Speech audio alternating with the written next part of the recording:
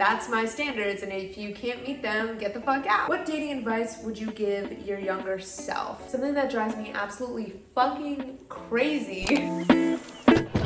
When you woke up this morning, you did not know that we would in fact be going on a date today, but here we are. Hey guys, it's Brielle. If you've never seen my face before, welcome to my channel. I got this idea from one of my personal favorite YouTubers, Maddie Dragsbaek.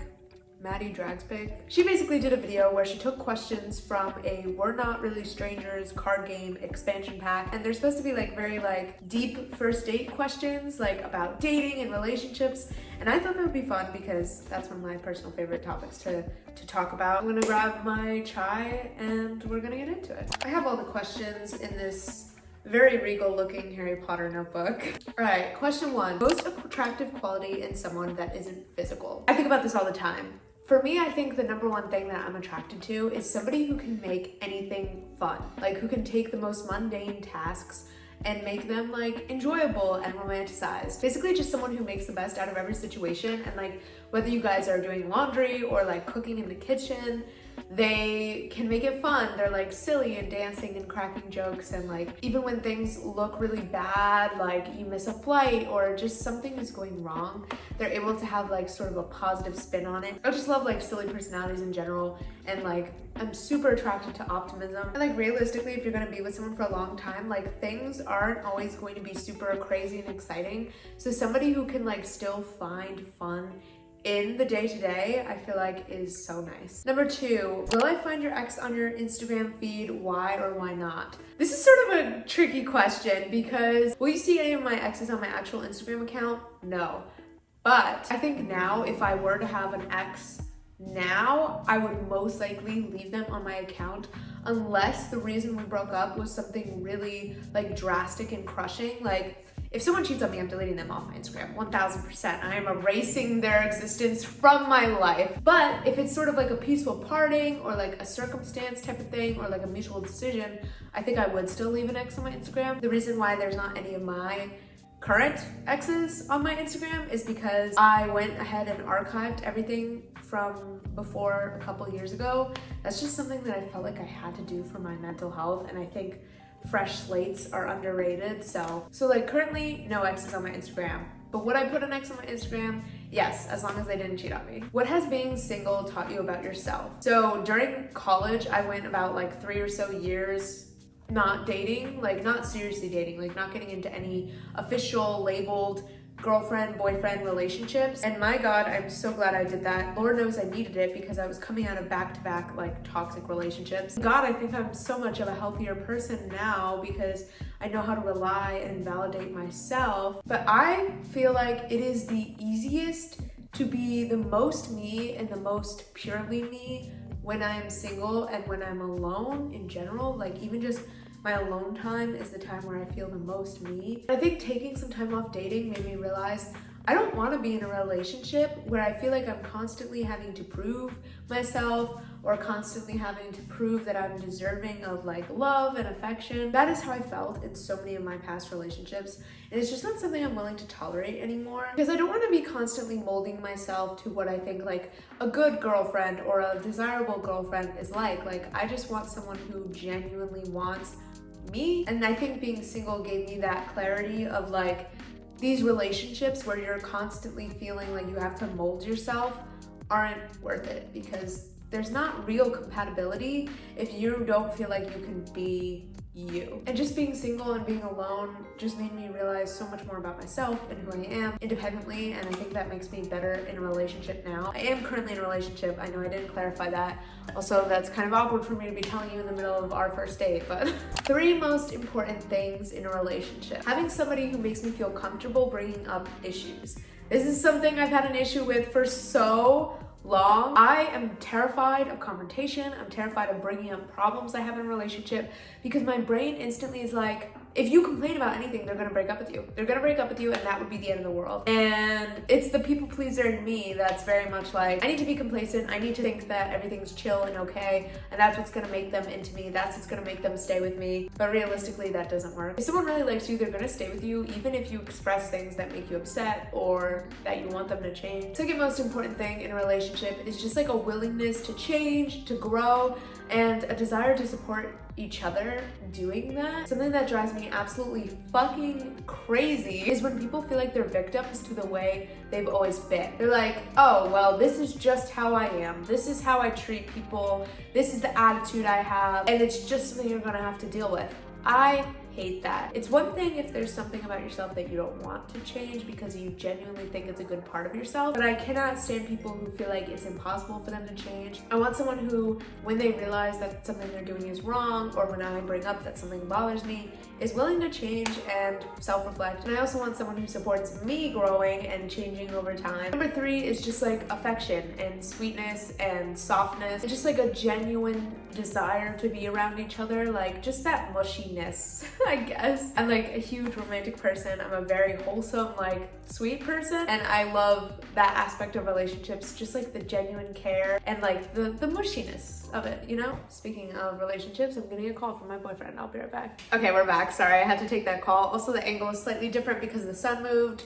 Just ignore it, it's fine. What do the people who raised you teach you about love? Okay, so I just want to preface this by saying that I have nothing but love and appreciation for my parents and everything they've done for me. However, I do think that some of the toxic habits that I carried into my first few relationships were because of the dynamic that I witnessed from them. My mom is a very like people-pleasing, self-sacrificing girl.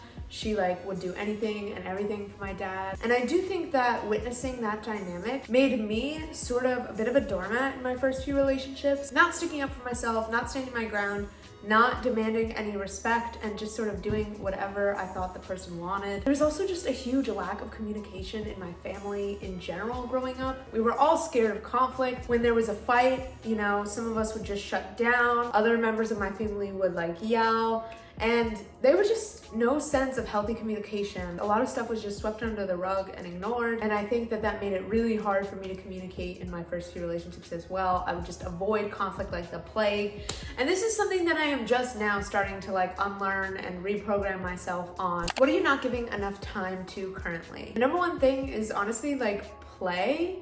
I have a very bad habit of feeling like every waking moment needs to be productive, needs to be pushing my career forward, or, you know, helping some dream or goal of mine. And I really struggle with taking time to do things that are pointless. I think it's a balance because I don't think it's healthy to, you know, be watching TV every free second you have. But I wanna, you know, play more games, just more activities that the only purpose is to have fun and to enjoy it, and just letting myself like let loose and play. Also self-care. I have a nasty habit of neglecting my body, neglecting my appearance, neglecting my mental health. Is there an image of yourself that you try to project on a first date? Yes. Without even realizing it, I think I'm always trying to be that chill, cool girl, that girl that's not as difficult as your ex-girlfriend, and she's just chilling and she likes listening to you talk, and I hate that.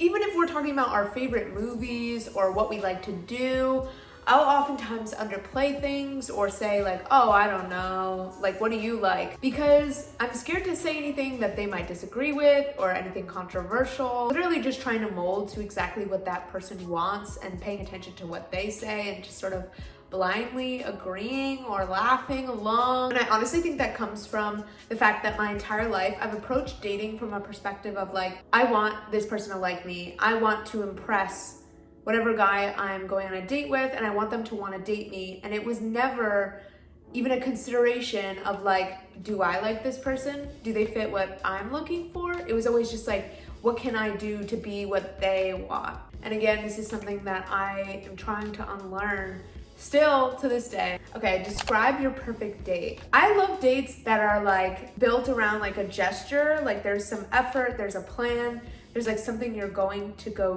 do, and that also just feel like very slow and like peaceful and like kind of private, I guess. Something that you can just like sink into and just like enjoy, you know?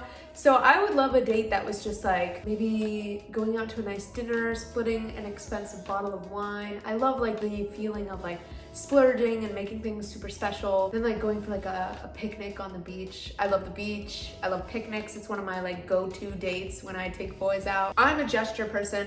I love planning gestures. I love gifts. And so I I love it. And that is what I plan when I plan dates. So I love when that energy is reciprocated. What dating advice would you give your younger self? So much. I made so many mistakes. Number one, be clear about your needs and standards, and don't be afraid to express things like opinions, things that bother you, all of that. For so long, it was so difficult for me to assert my needs, my opinions, and just even making my standards clear. Like, I expect you to do this. I expect you to not do this. That's my standards, and if you can't meet them, get the fuck out.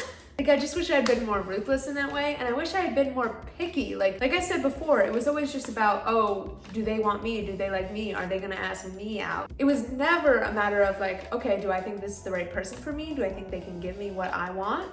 Like, that was just not even in my brain. I wasn't thinking selfishly enough. And the last piece of advice I would give to my younger self is to think before committing to somebody. I think I rushed into a lot of relationships instead of just taking the time to like play the field, assess my options, figure out what I liked, and keep people in like the trial talking phase for longer, so I could really get a sense of like, is this gonna work? Are we compatible? Before committing to like an exclusive relationship. Because commitment is a big deal. And the longer you keep them in that preparatory phase, you can really see like, is this person willing to step up to the plate? Are they only gonna try for the first month of knowing me and then they're gonna fall off? The last thing you want is to get into a relationship quickly because a guy is really good at that first talking stage, and then realize, oh, like once he feels like he's got me, he's not gonna try anymore. That is such a pet peeve of mine. So I wish I had taken more time before committing to people in the past, and I would advise my younger self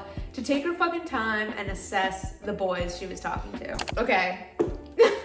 I love just like ranty, chatty videos talking about this type of stuff. I hope you guys enjoyed listening to my answers to all of these questions. If you guys would like more dating related videos in the future, definitely let me know. It's one of my favorite topics to talk about. I find it so fascinating. I hope you guys have the most beautiful day. Don't forget to like, comment, and subscribe, and I will see you guys in another video very soon.